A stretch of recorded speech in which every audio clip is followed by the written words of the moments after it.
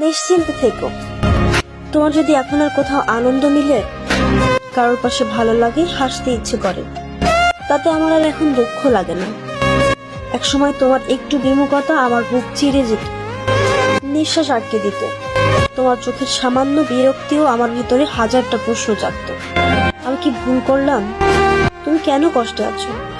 কিন্তু এখন তুমি যদি খুশি থাকো অন্য কারোর সাথে, অন্য কোনো দুনিয়ায়, আমি শুধু চুপচাপ তাকিয়ে থাকি। ভেতরে আর ঝড় ওঠে না।